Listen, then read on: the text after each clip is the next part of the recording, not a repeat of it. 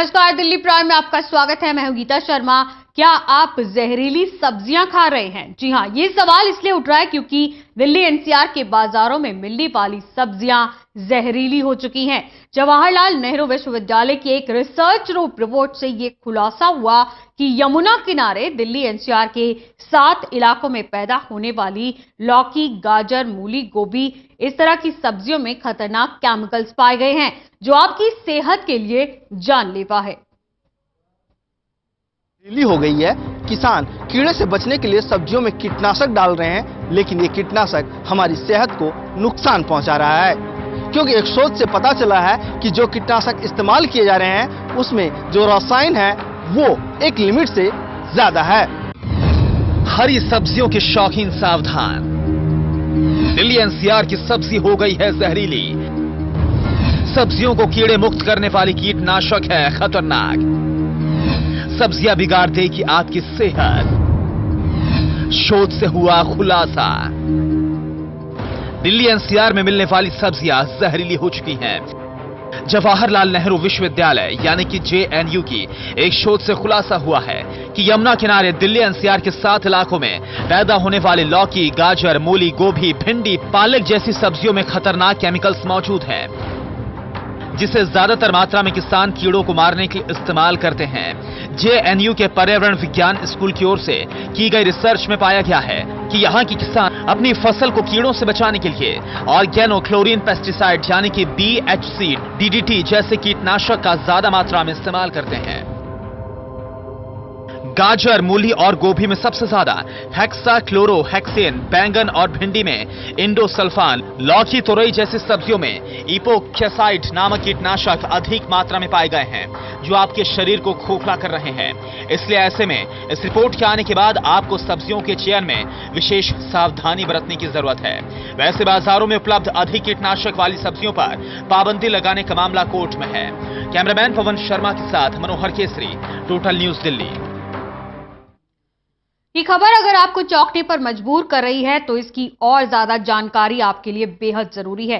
Delhi NCR की ज्यादा कीटनाशक युक्त सब्जियां हमारी सेहत के लिए काफी खतरनाक होती हैं। इससे टेंशन, हाई ब्लड प्रेशर और कैंसर जैसी घातक बीमारियां होने की आशंका रहती है।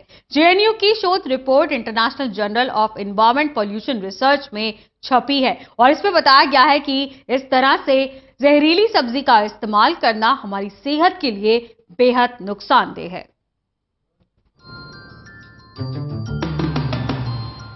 दिल्ली एनसीआर की सब्जियों में ज्यादा कीटनाशक हमारी सेहत के लिए काफी खतरनाक है। जेएनयू की यह शोध report international journal of environment pollution research में छपी है, जिसमें बताया गया है कि खीरा, गाजर, मूली जैसी सब्जियों को कुछ लोग कच्चे खाते हैं, जिससे सेहत को नुकसान होता है। कीटनाशक हेक्साक्लोरोहेक्सेन युक्त सब्जी खाने वाले लोगों को सांस कम आना, सूजन आना, पेट दर्द और वजन बढ़ने की समस्या हो सकती है। तो वहीं इंडोसल्फान वाली सब्जी खाने से आपको पेट दर्द और इपोक्साइड नामक कीटनाशक वाली सब्जी के इस्तेमाल से लीवर और त्वचा की बीमारी के आप शिकार हो सकते हैं। डॉक्टरों का यह भी कहना है कि बीएचसी और डीडीटी जैसी रसायन युक्त सब्जियों का इस्तेमाल करने से लोगों में टेंशन, हाई ब्लड प्रेशर और कैंसर जैसी घातक बीमारियां होने की आशंका होती है। धोकर नहीं खाते हैं तो बहुत सारे जो पेस्टिसाइड्स की पॉइजनिंग होती है, ऑर्गेनो फास्फोरस है, डीडीटी है, इन सबसे जो है जिनको अस्थमा है उनको अस्थमा की प्रॉब्लम हो सकती है और ये शरीर के अंदर जाके पॉइजनिंग भी कर सकते हैं। ऐसे में डॉक्टरों ने उपभोक्ताओं से अपील की है कि कुछ सावधानियों का पालन कर इन बीमारियों से बच सकते हैं। अगर आप हरी सब्जी को खाते हैं तो उसे सबसे पहले 10 मिनट तक बहते पानी में धो लें। ज्यादातर छिलके वाली सब्जी खाएं ताकि छिलके के साथ केमिकल्स बाहर निकल जाएं और अपने इलाके के पानी में आर्सेनिक जैसे केमिकल्स की जांच कराएं। कि सब्जियों को, फल को बहते पानी में 10 मिनट धो के खाएं, या वो वाली सब्जियां, फल लीजिए जो छिलके खाई जा सकती हैं, ताकि जो गंदगी है उसकी छिलके में निकल जाए। और उसके अलावा अच्छे से उबाल के पका के खाएं और ज़रूर अपने लोकल एमएलए से, काउंसलर से बात करें कि उस लेवल के अंदर में, ग्राउंड वाटर के अंदर में लेड और आर्सेनिक चेक करें और चेक करें कि उनके फलों के अंदर में कोई हैवी मेटल तो नहीं जा रहा। इस मामले में इंडियन मेडिकल एसोसिएशन ने इससे जुड़े सभी अथॉरिटी से आम लोगों को जानकारी देने के लिए एक नीति बनाने की मांग भी की है। यमुना नदी के आसपास जाते हैं, जमुना पार जाते हैं तो रास्ते में लोग सब्जियां बेच रहे होते हैं, दिखने में बड़ी अच्छी दिखती हैं, सस्ती दिखती हैं, फिर हमें डर लगता है कि इसमें ज़्यादा हैवी मेटल्स ना हो, इसके अंदर में पेस्टिसाइड ज़्यादा ना हो। सो कहीं ना कहीं सरकार को एक नीति लानी पड़ेगी, चाहे वो सरकार करे, स्टेट सरकार करे, म्यूनसिपल कॉरपोरेशन करे, कि ऐसी जगहों को चेक करे और लोगों को बताएं कि ये चीज़ें हम खाएं कि नहीं खाएं। अब आपको ध्यान रखने की जरूरत है कि आप डॉक्टर्स की इन अपीलों को नजरअंदाज करते हैं या फिर कीटनाशक युक्त सब्जियां खाकर इन बीमारियों को गले लगाते हैं। कैमरामैन पवन शर्मा के साथ मनोहर केसरी, टोटल न्यूज दिल्ली।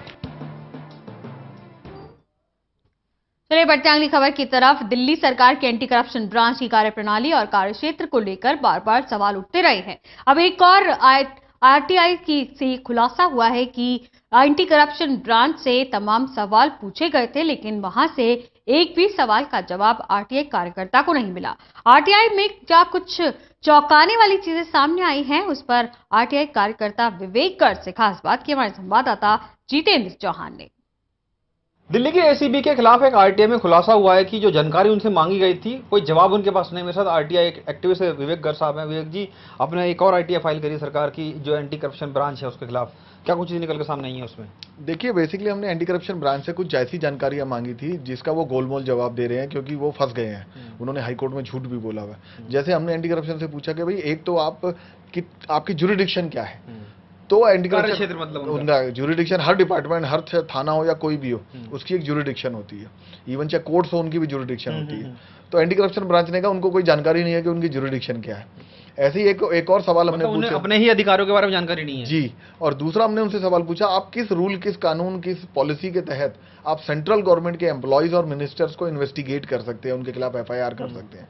तो भी उन्होंने यही जवाब दिया कि हमें इस चीज की कोई जानकारी नहीं है।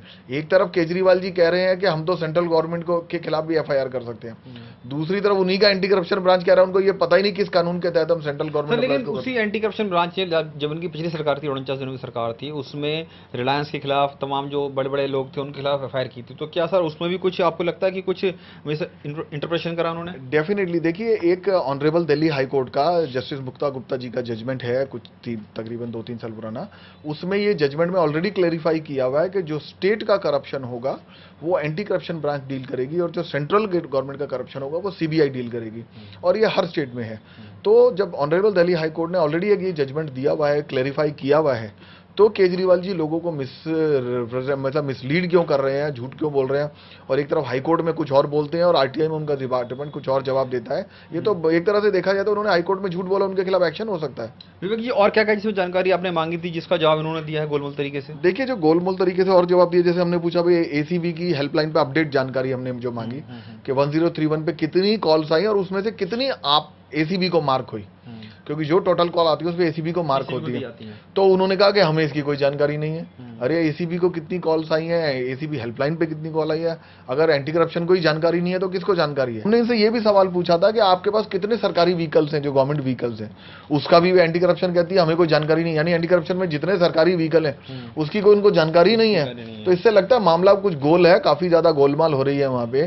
कितने व्हीकल्स हैं, सब इलीगल तरीके के काम हो रहे हैं। इस पे तो बेसिकली एक एसआईटी या कोई एक जांच कमेटी बननी चाहिए जो एंटी करप्शन की सारी चीजों को मॉनिटर करे और उसका सारे वहां के सिस्टम को दुरुस्त करके वहां से राजनीति को भगाए और भ्रष्टाचार खत्म हो। ये एक और नया खुलासा करा है विवेक गर्ग साहब ने कि जो आरटीआई में जानकारी उनको सामने आई है कि किस तरीके से तमाम जो चीजें हैं एसीबी में वो ठीक नहीं है, जानकारी पूरी तरीके दे नहीं रहे हैं, चाहे वो विभागीय जानकारी हो या यूज करने वाली चीजों की जानकारी हो, किसी तरह की जानकारी उनके पास नहीं है। और क्या उनकी जुडिक्शन है उसकी भी जानकारी उनको नहीं है। उनको अगर जो केस दर्ज भी करते हैं तो किस आधार पर दर्ज करते हैं उसकी जानकारी तक उस आरटीआई में नहीं थी। तो देखना कहीं ना कहीं ये बड़ा दिलचस्प हो गया कि एसीबी को लेकर जो इतना मसला उठता लगातार सामने आया दिल्ली सरकार को और एलजी साहब के बीच में, तो क्या ये वही मसला है कि अधिकारों की लड़ाई की बात एक तरफ एसीबी करती है और दिल्ली सरकार करती है, लेकिन जिस तरीके से जवाब आ रहे हैं, गोलमोल जवाब आ रहे हैं, तो कहीं ना कहीं सवाल उठने लाजमी बनते हैं। Camera Sandeep Raunda, Jitendra Chauhan, Total News Delhi. चलिए यहाँ रुक रहे हैं छोटे से ब्रेक के लिए। खबरों का सफर लगातार जारी है।